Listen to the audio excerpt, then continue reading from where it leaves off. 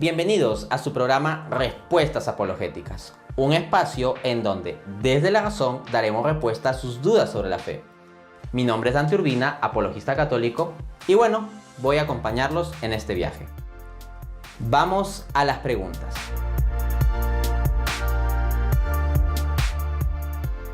Se dice que la mejor estrategia del demonio es hacer creer a los hombres que él no existe. Pensemos, por ejemplo, en cómo caza un león. Y nótese que el apóstol Pedro nos enseña en la Escritura que el demonio anda como león rugiente buscando a quien devorar. Pues bien, el león, si se recuerda lo que uno habrá visto, por ejemplo, en programas como los de National Geographic, se oculta, es un maestro ocultándose. Pese a que es un animal grande, se sabe ocultar bajo la hierba. Y ahí están, por ejemplo, las cebras. Y las cebras, en tanto no perciban la presencia del león, están desprevenidas. Y en medio de eso, el león ¡pum!, ataca. Y así atrapa a su presa. De forma similar, el demonio hace pensar a los hombres que él no existe. Y así los atrapa más fácilmente. Porque los atrapa desprevenidos. Porque no te tienes que prevenir contra algo que no existe, ¿no? Esa es la lógica.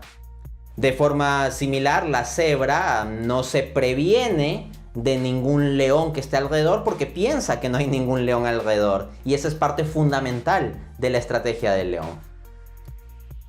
Bien, la existencia del demonio podemos establecerla de forma similar a como ya hemos establecido la existencia de los ángeles. Es decir, Dios existe. En vista de que Dios existe, existe lo sobrenatural. Luego, Jesús ciertamente existió y Jesús es Dios encarnado. Siendo Jesús Dios, es infalible porque Dios es infalible. Y los evangelios serían un registro históricamente fiable de las palabras de Jesús. En consecuencia, es perfectamente razonable pensar que las palabras de Jesús registradas en los evangelios son palabras certeras, son palabras verídicas. Y por lo tanto, lo que él dice es verdad. Y si él nos habla de ángeles y demonios, estos ciertamente deben existir. Los elementos previos de este razonamiento que estoy construyendo aquí se han justificado muy bien en programas anteriores. Tenemos programas de argumentación racional de la existencia de Dios, la existencia de Jesucristo, la fiabilidad histórica de los evangelios, la divinidad de Cristo, la resurrección de Cristo, etc. Pues bien, resulta que bajo estas condiciones hay que decir sí que el demonio existe porque Jesús habló, siendo el infalible, del demonio como alguien ciertamente existente. En Juan 8:44, Jesús dice: ustedes son de su padre el diablo y quieren hacer los deseos de su padre. Él ha sido homicida desde el principio y no se ha mantenido en la verdad, porque no hay verdad en él. Cuando habla mentira, de suyo habla, porque es mentiroso y el padre de la mentira. Asimismo, en Mateo 25:41, dice Jesús: apartaos de mí, malditos, id al fuego eterno, preparado para el diablo y sus ángeles. Entonces Jesús no habla del diablo como un chiste, como una alegoría, como un cuentito para asustar a los niños. No, Jesús directamente habla a hombres adultos del demonio como un ser realmente existente y actuante. Asimismo, adicional a esta prueba vía el testimonio de Jesús, tenemos otras formas de poder, al menos inductivamente, pensar que efectivamente se daría la existencia del demonio por medio de ciertos testimonios como los de los exorcismos. A este respecto, son fuentes muy relevantes en primer lugar el libro del padre Gabriel Amor, titulado El último exorcista, mi batalla contra Satanás, de 2012. Gabriel Amor, que falleció hace no mucho, es el exorcista más famoso de nuestra época contemporánea. El padre Amor en este libro registra sus experiencias de la batalla con el demonio en los exorcismos, y múltiples de estas cosas se basan pues en testimonio directo que puede ser verificado conversando con terceros. o incluso hay ocasiones en que quedan ciertos signos materiales o visibles externos pasibles de verificación. Tenemos también asimismo al padre José Antonio Fortea, con su libro Suma Demoníaca de 2004. La primera parte del libro es un tratado de demonología, es decir, sobre la teología, la reflexión racional respecto de los demonios. La ciencia, por decirlo así, una ciencia filosófica sobre los demonios. Y la segunda parte trata sobre cuestiones de exorcismo. Pues bien, las experiencias de exorcismo pueden investigarse.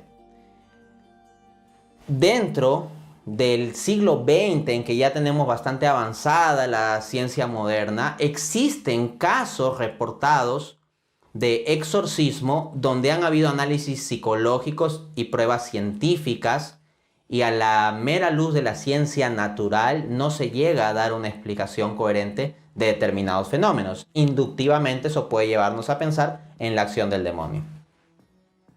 Ahora bien, hay que evitar sobre esto la existencia del demonio dos extremos.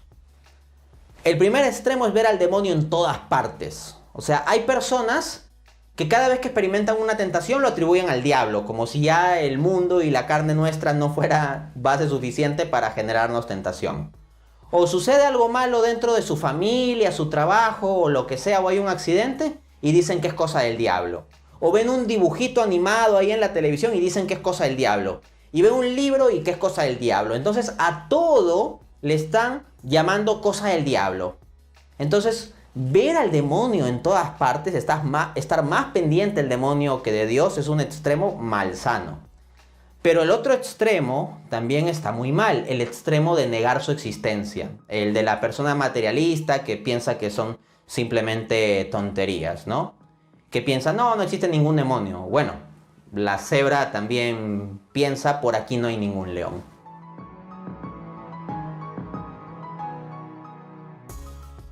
Esta es una cuestión que se plantean varios.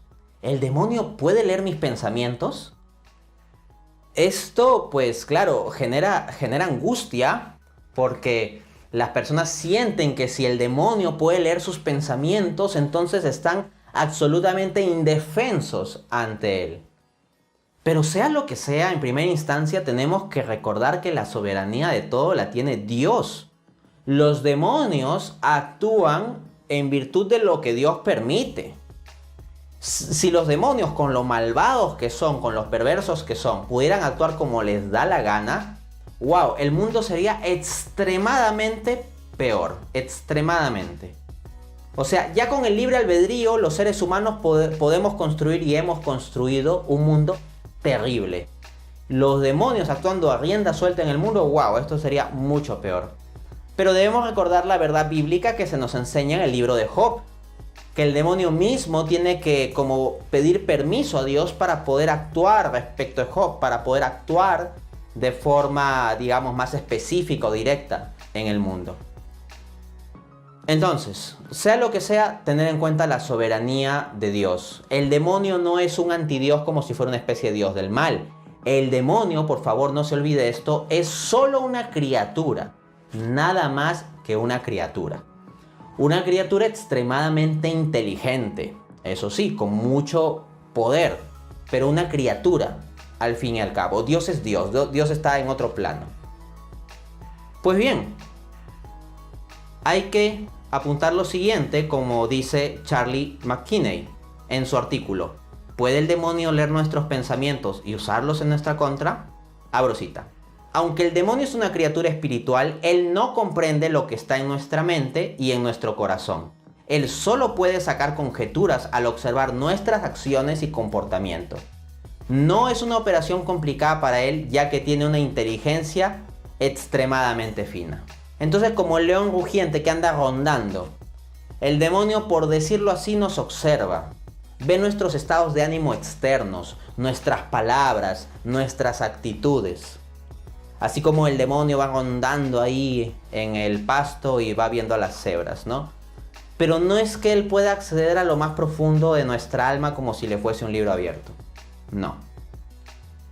Pero hay que tener cuidado, ¿no? Entonces, la acción del demonio es sobre todo rondar externamente. Así lo describe la Biblia. 1 Pedro 5:8. Sean sobrios y estén vigilantes, porque vuestro adversario el diablo anda como león rugiente buscando a quien devorar. Entonces anda alrededor. Asimismo, el padre José Antonio Fortea, en su obra Suma Demoníaca, parte 1, cuestión 12, escribe: ellos no ven el futuro, pero a veces pueden conjeturarlo. Con su inteligencia muy superior a la humana, pueden deducir por sus causas algunas cosas que sucederán en el porvenir. Lo que pertenece solo a la libertad humana está indeterminado y no lo conocen. No saben lo que yo decidiré libremente, pero con su inteligencia superior ven los efectos de las causas donde nosotros no veríamos nada. El demonio tiene una inteligencia absolutamente enorme. Es un ángel, es un ser espiritual inteligentísimo. Y encima tiene una cantidad de experiencia gigante. En extensión, en diversificación y en tiempo. Hay una frase de la sabiduría popular que dice: más sabe el diablo por viejo que por diablo. O sea, el demonio tiene experiencia habiendo tentado a muchísimos santos, por ejemplo. Y especialmente tienta a las personas más santas. Porque a las personas menos santas ni siquiera necesita tentarlos. Por ejemplo, el demonio no necesita tentar a un adicto a la droga para que se drogue, o a un adicto a la pornografía para que siga viendo esas cosas. No necesita tentar a un mujeriego para que le sea infiel a su esposa. O sea, el demonio se centra sobre todo por la asignación eficiente de sus recursos, por decirlo así, en los más difíciles. Pero nosotros tenemos que aferrarnos a Cristo, que ha triunfado sobre todo.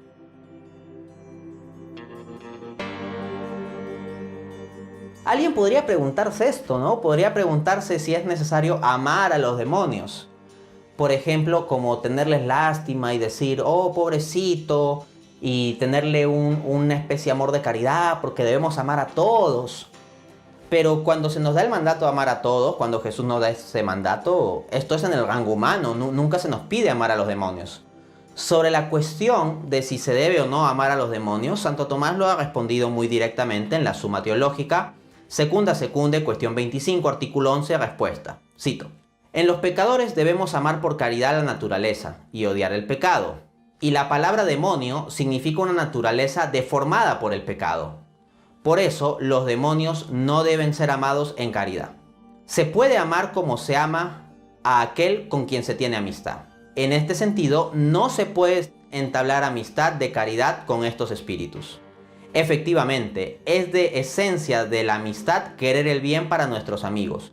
Y no podemos querer en caridad el bien de la vida eterna, objeto de la caridad para los espíritus condenados eternamente por Dios. Esto se opondría a la caridad de Dios con que aprobamos su justicia.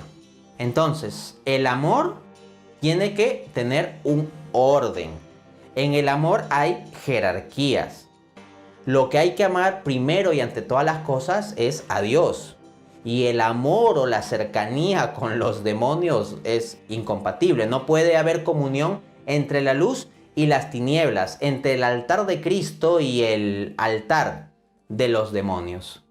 Entonces, un católico debería estar alejado, en primera instancia, de cualquier tipo de pensamiento ingenuo de tener alguna especie de caridad a los demonios. No, tajantemente no.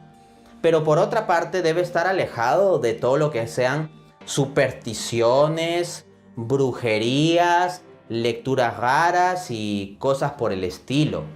Uno no puede estar jugando con fuego porque se puede quemar.